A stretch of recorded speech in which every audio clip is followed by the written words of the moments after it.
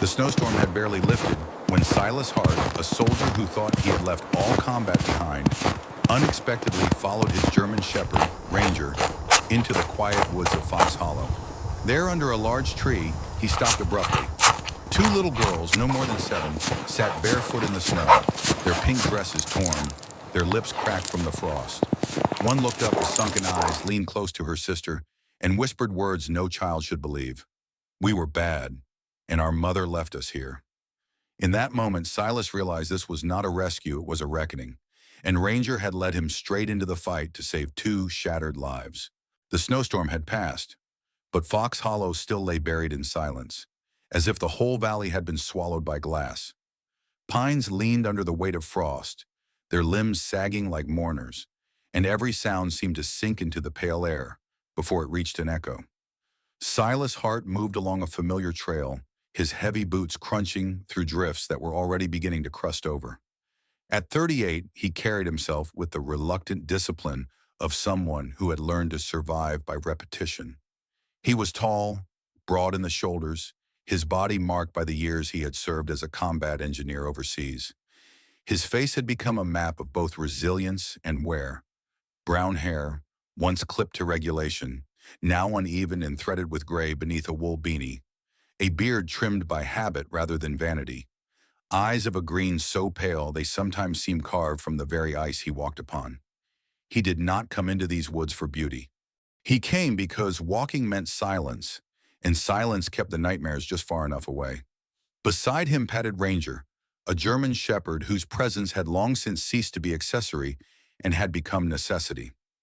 Ranger was 5 years old, his coat a sable blend of black and warm brown, patches of lighter fur beneath his chest and eyes that glowed amber when they caught the pale light. He carried himself with the trained steadiness of a K9, yet there was also an unspoken gentleness in the way his tail lowered, in the small tilt of his ears whenever Silas's hand trembled. Ranger had not always been Silas's. He had belonged first to a man Silas had called brother more than comrade, a fellow soldier whose laughter had once filled desert nights and whose final breath Silas had heard on a roadside that smelled of iron and sand. When his friend was gone, Ranger had been left without a handler, and Silas without a compass. They came home together, both scarred, both half broken, and from that day Ranger had become the only creature who knew when the ghost grew too loud. The trail that morning should have been ordinary. Silas had planned no more than a circuit around the outskirts of the forest. But there was tension in Ranger's gait, a sharpness that replaced his usual rhythm. The dog stopped suddenly, ears pricked, chest expanding with a low, guttural sound, half whimper, half growl. His body stiffened, nose to the wind, and then without warning he darted from the path into the thicker trees. "Ranger," Silas muttered, pulling his gloves tighter as he stumbled after him, branches slapping his arms and chest, the cold biting through the seams of his coat. The snow rose deeper the farther they pressed in, as though the storm had emptied itself into this particular grove. His heart began to race, not from exertion, but from a memory he could not place, a soldier's instinct that whispered danger. He burst into a small clearing and stopped, the air tearing in his throat. Ranger stood still, tail low, body tense but not aggressive, and in front of him, pressed beneath a bent spruce tree, were 2 children. They were so small he thought for a moment they were dolls left behind by accident, their bodies too frail to belong to the living. They could not have been more than 7, each with hair that once must have been golden, but was now tangled and stiff from frost, their faces pale, lashes crusted with ice. They wore matching pink dresses, torn and frayed at the hems, short sleeves exposing skin that had turned mottled with cold. No jackets, no shoes, only bare feet tucked into the snow, toes already blue. One of the girls sat with her face buried in her hands, her shoulders shaking as sobs racked through her tiny frame until her voice dissolved. The other was silent, lips cracked and bleeding, eyes far too still for a child. The kind of stare Silas had seen in men who had looked into fire and found only emptiness staring back. She leaned her head closer to her sister and whispered, so faintly he almost thought it was the wind, "We were bad. So Mom left us here." Ranger did not bark. Instead, he lowered his head, body softening, and inched forward with the care of a creature who understood fragility better than any man could. He let out a quiet whine, a sound that was neither demand nor alarm, but something closer to sorrow. He nudged the crying girl's hand with his nose. She flinched, her body recoiling. Then after a frozen moment, her small fingers touched his fur, trembling as if testing whether warmth was real. The other girl's eyes flicked to Ranger, and for the first time something shifted in their hollow depths. A recognition, perhaps, that not all who approached meant harm. Silas sank to one knee, the cold gnawing through his pants, but he barely felt it. He pulled off his gloves, ignoring the sting, and reached out slowly. "Hey there," he said, his voice rough, breaking against the air. "It's okay. You're safe now." He removed his coat in one motion, the frigid wind biting his skin, and draped it over both girls. The fabric swallowed them, and still they shook, but the small barrier of wool and human scent was enough to anchor them in place. "I need to get help," he muttered, fumbling with stiff fingers for the phone in his pocket. The screen froze, then flickered to life, signal faint but present. He pressed the emergency number. The dispatcher's voice came sharp through static. 911, what is your emergency?" "This is Silas Hart," he answered quickly, his breath visible in clouds. "I'm about a mile northeast of town, out in the woods. I found 2 kids. They're alive, but they're freezing, probably 7 years old, no shoes, no coats. They need help immediately." The voice on the other end tightened. "Do you know their condition?" "They're awake. One's crying, the other barely speaking. Hypothermia for sure. I've covered them with my coat." There was a pause, then, "All emergency vehicles are grounded for the next 2 hours due to road closures. Can you shelter them temporarily?" Silas looked down at the children. The one who had spoken pressed closer to Ranger, her small hand resting on the thick fur along his back as though it were the last thing in the world she trusted. Her sister had curled into her, their faces nearly touching beneath the oversized coat. Silas exhaled. "Yeah, I've got a cabin nearby. I'll take care of them until you can get here." The dispatcher gave instructions, promising to check in, and Silas hung up. He gathered the girls carefully, one on each arm, their weight feather light but heavy with the burden of what had been done to them. Ranger led the way, every step deliberate, ears twitching with the awareness that the world outside this fragile circle might still hold danger. Silas followed, his boots breaking through crusted snow, his heart heavier than any pack he had carried overseas. He had thought the war was over, but here in the heart of Fox Hollow, it seemed another battle had just begun. The cabin loomed in the snowfall like an old soldier itself, hunched and scarred but still standing. Its timbers were dark with age, the porch sagging at the corner, smoke curling reluctantly from a chimney that had seen too many winters. Silas shouldered the door open with a grunt, carrying the 2 small girls bundled beneath his coat. The warmth inside was faint, only the residual glow of ashes in the stove, but it was better than the biting forest air. He set them gently on the worn sofa, its cushions lopsided from years of use, and turned to strike flint against steel. Sparks hissed, caught, and soon the stove swallowed the tinder with a sigh of flame. Heat began to creep into the cabin, licking at the frost that clung to the windows. Silas worked with the practiced economy of a man who had built routines to survive loneliness. He fetched an old iron pot from a shelf, filled it with water from a tin kettle, and set it over the growing fire. His movements were slow but steady, his broad frame moving through the cramped cabin with familiarity. The lines in his face deepened in the firelight, his eyes shadowed and unreadable. Yet there was a gentleness in the way he laid extra blankets across the girls without waking them. Ranger circled the room with silent authority. He was no mere pet here, but a sentinel. His paws patted across the rough wooden floor, claws clicking softly as he inspected every corner of the cabin before settling himself in front of the door. His ears twitched at every gust of wind, and his tail gave only the smallest flicker of movement as he lowered into a watchful crouch.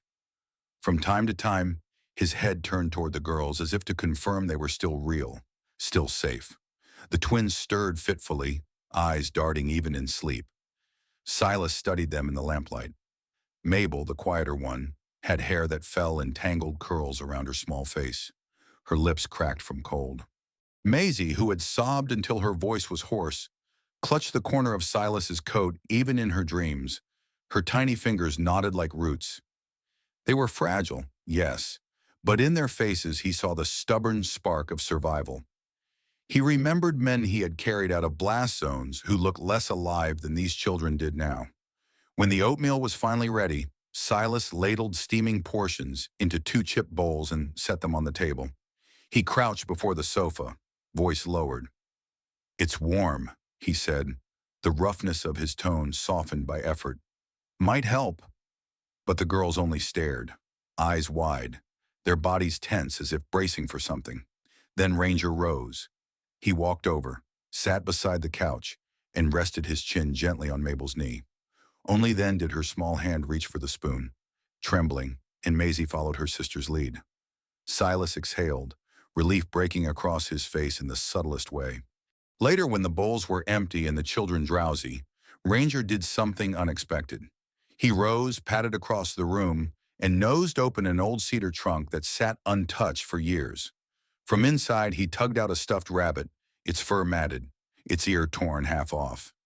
He carried it carefully in his jaws and laid it beside Maisie. She blinked, clutched it tight, and for the first time a faint smile brushed her lips before sleep claimed her. Silas watched in silence, his chest tightening. Ranger had found something he himself would never have thought to offer. The night stretched on. Wind battered the shutters. The forest groaned under the weight of ice. But inside the cabin, a fragile peace took root. Silas sat with his back against the wall, his rifle propped near the stove, notebook in his lap. He scribbled down what little he knew. 2 girls, 7 years old, names still unspoken except for the whispered confession of abandonment.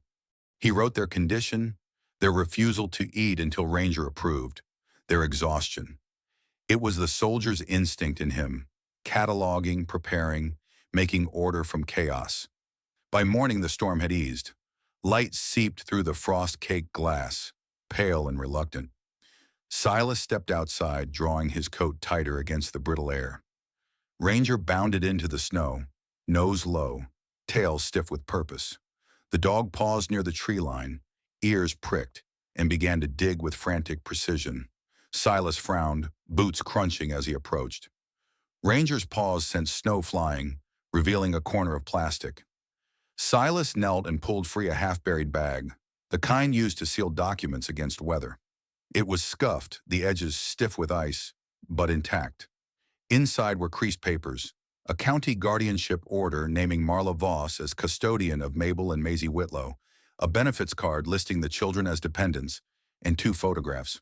One showed the girls at perhaps 2 years old sitting in a daycare room. The other showed Marla herself, a woman in her early 30s with sharp cheekbones, pale eyes, and straight blonde hair. She did not smile in the photo. Even there, she looked cold. Silas's jaw tightened. The bag had likely been dropped in haste during the storm, perhaps when Marla fled after leaving the children behind. He turned the documents over in his hands, the paper stiff from frost, and felt the weight of revelation pressing against his chest. These girls were not nameless. They had real family somewhere. Back inside, he laid the documents on the table, away from the children's sight. He turned on the old radio, the signal crackling until at last a voice broke through. "Sheriff's Department, Amos Calder speaking."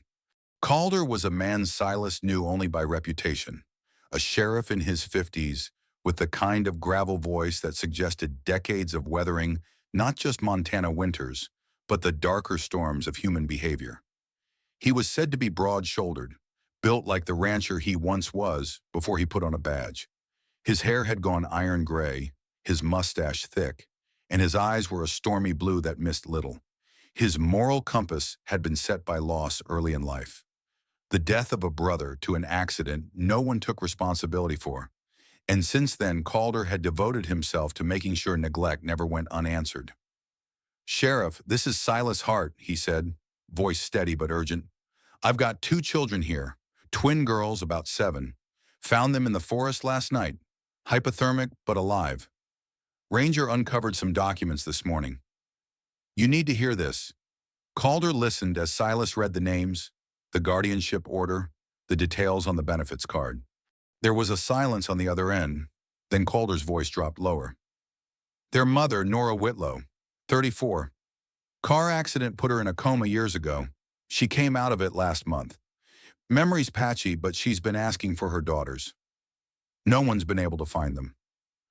Until now, Silas glanced toward the sofa. Mabel and Maisie were still curled together, Ranger stretched protectively at their feet. He felt something shift in his chest, a sense that the woods had handed him not just a burden but a calling. The storm might have passed, but a deeper fight was waiting on the horizon. The afternoon waned quickly in Fox Hollow, the sun sinking behind the ridges of the mountains, leaving the woods drenched in bruised light. Silas stacked more logs by the stove, the axe leaning against the porch rail outside, its blade glinting with the last shards of daylight. The cabin, though small and weathered, had become a fragile bubble of safety. Inside, the two girls had begun to stir, their cheeks pinker now that the warmth had settled in their bones. Maisie curled against the stuffed rabbit Ranger had given her, while Mabel sat upright, eyes distant, watching the fire as if it carried answers she couldn't put into words. Silas knelt beside them, adjusting the quilt. He was a man of few words, but when Mabel's small voice cracked the silence, he froze. She whispered, not to him, but to Ranger, whose amber eyes watched her from where he lay, stretched across the doorframe like a living barricade. We were bad, so Mom left us here. Her lip trembled as she buried her face into her knees. Ranger rose quietly, walked to her side, and pressed his head into her shoulder. Silas's voice came low, steady, carrying the weight of truth he had learned from years of watching lives taken unfairly. No child is ever a burden, he said, his words rough but certain. You weren't left because of what you did. You were left because someone else failed you. For the first time, Mabel's eyes flicked toward him, uncertain but searching, and Silas held her gaze until she looked away, clutching Ranger's fur as if it were the only anchor that made sense. Evening fell fast, shadows weaving into the trees until the forest seemed to press against the cabin walls. Silas busied himself with small tasks, boiling more water, checking the shutters, though his mind was restless. Ranger's ears pricked often, his body stiffening as if listening to a frequency beyond human hearing.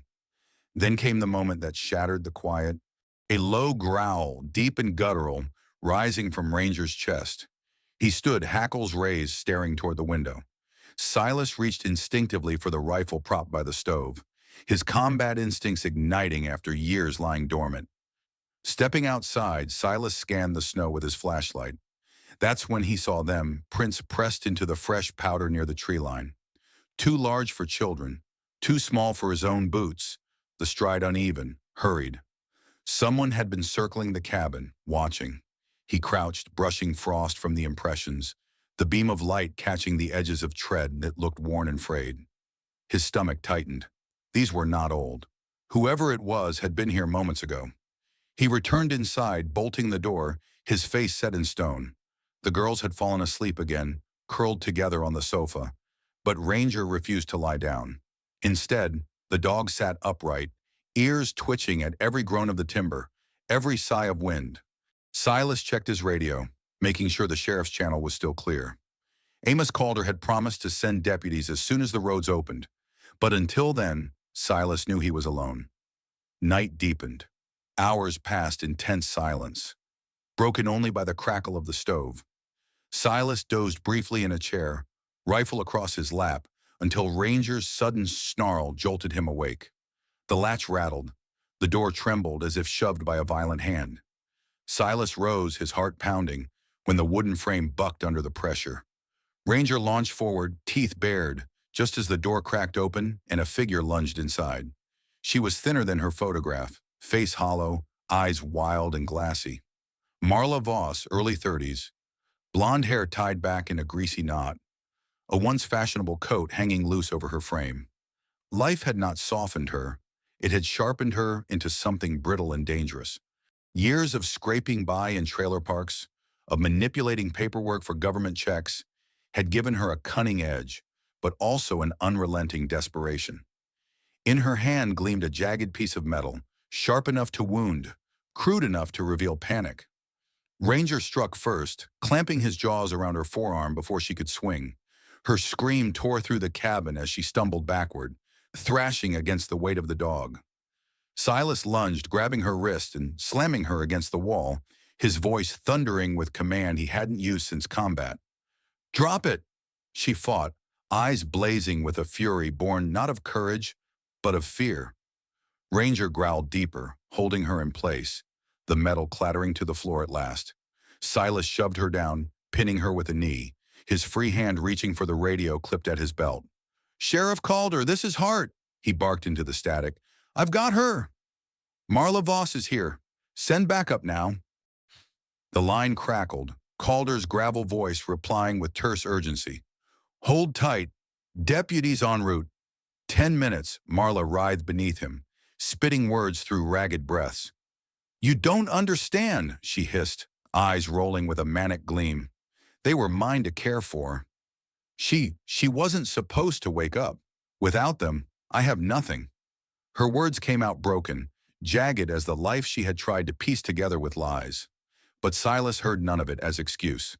His eyes flicked toward the sofa, where Mabel and Maisie clung to each other, their faces pale with terror, watching the woman who had abandoned them to the snow.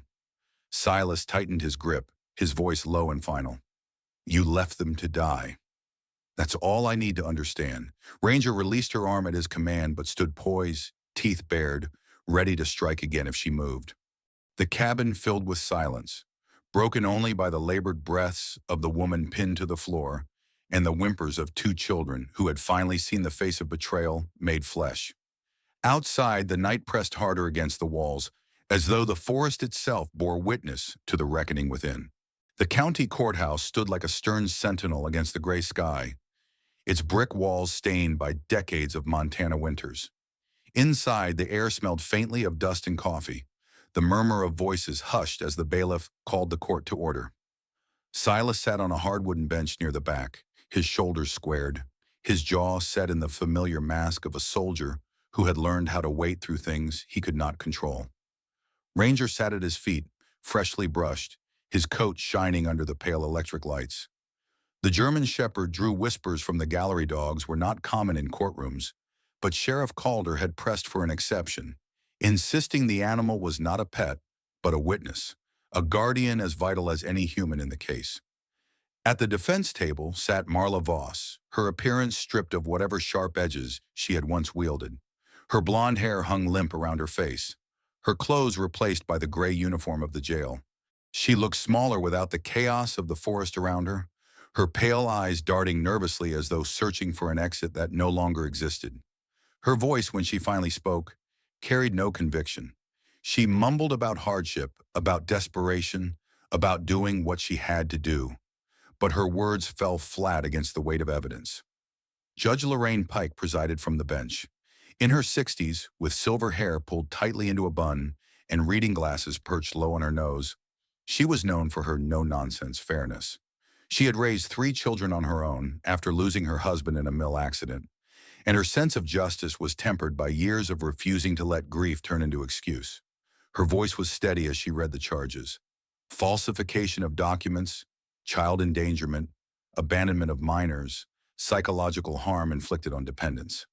The courtroom fell silent as she pronounced the sentence. 15 years in a federal facility with no chance of parole in the first half. Marla's head dropped, her hands trembling as deputies moved to escort her away.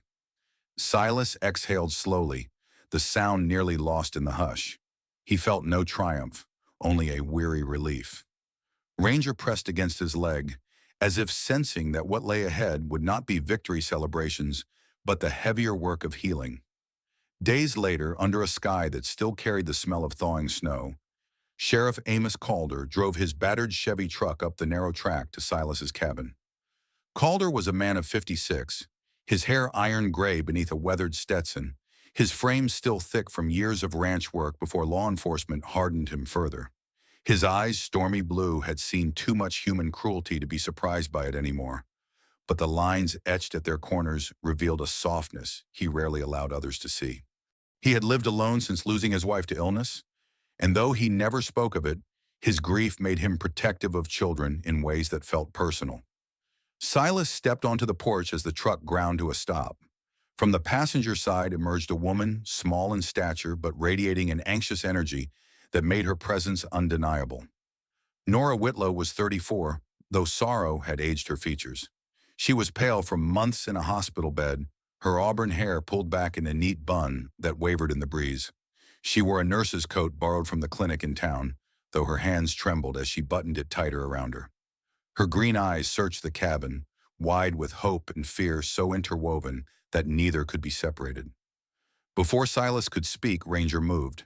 The German shepherd bounded down the porch steps, not with aggression, but with a strange deliberation, as though he knew his task was not to guard, but to bridge. He stopped in front of Nora, sniffed her gloved hand, then pressed his head gently into her side. A soft sound escaped Nora's lips, half sob, half prayer. "You remember me, don't you?" she whispered, her fingers trembling as they brushed his fur. The cabin door creaked open behind them. Two small figures stood in the frame, holding tightly to each other's hands. Mabel's hair had been brushed into loose curls by Silas that morning, though it still tangled at the ends. Maisie clutched the stuffed rabbit to her chest, its ear dangling. Both wore sweaters borrowed from Silas's trunk, far too large but warmer than the dresses they had nearly frozen in. Their eyes, wide and shadowed, fixed on the woman in front of them. For a long moment, no one moved. Then Maisie's lips quivered, a sound catching in her throat. "Mama," she whispered. Mabel looked at her sister, then at the woman, her own voice breaking as she echoed the word. "Mama?" Nora stumbled forward, dropping to her knees in the snow. "My darlings," she choked out, her arms opening wide. The twins ran, their small bodies crashing into hers, sobs shaking them as all three clung together in a knot of grief and relief. Nora buried her face into their hair, her tears darkening the wool of their sweaters. The air filled with the sound of crying, but it was the kind of crying that carried life back into the world. Silas turned away, stepping off the porch into the yard, his breath clouding before him. He busied himself with stacking firewood, though his hands shook more than the weight required. The sight of reunion pierced something deep inside him, a reminder of bonds he had lost and never found again. He pressed his jaw tight, hiding the sting in his eyes behind the veil of cold air. From the truck, Sheriff Calder watched quietly, his weathered hands resting on the brim of his hat. He said nothing, because nothing needed to be said. Some moments belonged to silence. Inside the cabin, the fire burned steady, its light casting warmth against the old walls. A door had opened, not just the one to Silas's home, but the one to a family reunited, fragile but whole again. The community hall of Fox Hollow had never been so full. Its wooden rafters, usually sheltering bingo nights and quilting circles, now bore the weight of a town's collective breath. Folding chairs lined every inch of floor space, the smell of coffee and wool coats mingling with the faint sweetness of pies cooling on the back tables. On the small stage at the front, the flag hung heavy against the wall, its colors muted by years of use. Silas stood stiffly to one side, his broad shoulders squared as though he were back in formation. His beard was trimmed shorter than usual, his olive jacket brushed clean, though his boots still carried traces of mud.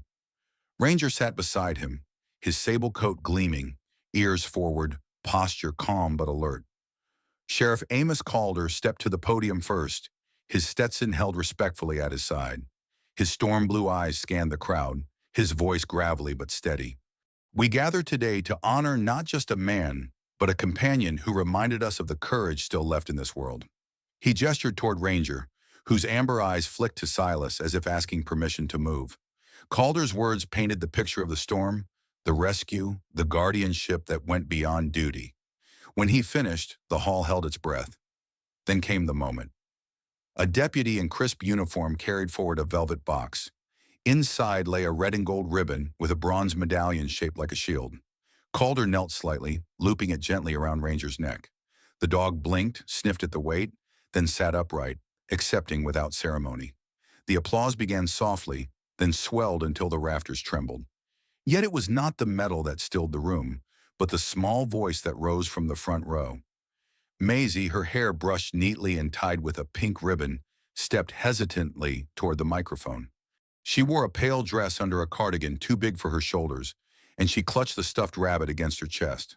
Her voice trembled, but the hall fell silent as she whispered, "He was the first to know we needed to be loved." For a heartbeat, time held its breath. Then the applause returned, gentler this time, like rain tapping a roof. Tears slipped down more than one weathered cheek, and Silas's own throat tightened as he looked away, pretending to fix the cuff of his sleeve. Life did not turn to celebration alone. In the weeks that followed, Nora Whitlow rented a small white cottage on the edge of town. Modest, with peeling paint and a garden patch out back. But it was close enough that the girls could visit the cabin daily. Nora threw herself into work at the local clinic, her nurse's training put to use again, though the shadows beneath her eyes revealed the weight she carried. Her voice, once hesitant, grew steadier each day she read bedtime stories or corrected spelling. She was a woman rebuilding, brick by brick. Mabel, the quieter of the twins, found her sanctuary in the garden. One morning she crouched beside a wooden planter box Silas had built, her blonde curls bouncing as she held up a tiny sprout. "Is this lettuce?" she asked with wide-eyed hope. Silas squatted beside her, his hands rough with soil, and let out a rare chuckle. "It will be if you stop poking it every 5 minutes." She grinned, her laughter sharp and bright against the thawing air. Maisie, on the other hand, discovered her courage in sound. In the evenings, she sat cross-legged near the stove, stumbling over the words of a tattered storybook. Nora guided her patiently, finger tracing the lines. "Try again, sweetheart," she would say, her voice carrying the soft firmness of someone who knew what it meant to fight for progress. Each word Maisie mastered was a small victory, and each glance toward Ranger, who listened with his chin on her knee, was a reassurance that she wasn't alone. The cabin itself became more than Silas's refuge. Laughter returned to its corners, mingling with the smell of cedar smoke and the creak of old floors. On the mantel sat a small tin box painted red. Inside were folded scraps of paper, childish drawings, and a cookie long since turned to crumbs. On the underside of the lid, in blocky letters, the twins had scrawled, "Thank you for staying." One evening, Silas opened it by the fire. Ranger stretched at his side. He stared at the words, his jaw tight, his green eyes reflecting the flames. Slowly, he reached down, running a calloused hand through Ranger's fur. "They all think I saved them," he murmured, "but it was you. You were the miracle." Ranger exhaled, long and steady, pressing closer into Silas's leg, as if in quiet agreement. Outside, winter's grip began to loosen. Snow melted into muddy paths and green shoots pierced the soil like promises. The world was changing, slowly but certainly, and for the first time in years, so was Silas' heart. When the snow finally melts in Fox Hollow, it leaves behind more than mud and green shoots. It leaves behind proof that even in the coldest nights, love can still take root. Silas thought he was only keeping himself alive in a quiet cabin, but Ranger showed him that miracles often come on four legs, with steady eyes and silent loyalty. And two little girls, once abandoned in the storm, now know what it means to be truly held, truly safe. If this story moved you, share in the comments what part touched your heart the most. Do you believe, like Maisie said, that sometimes a dog is the first to know we need love? We would love to hear your thoughts. And if you want to keep these stories of faith, courage, and second chances alive, make sure to like this video, follow our page, and subscribe to the channel. Because somewhere out there, another story is waiting for its light.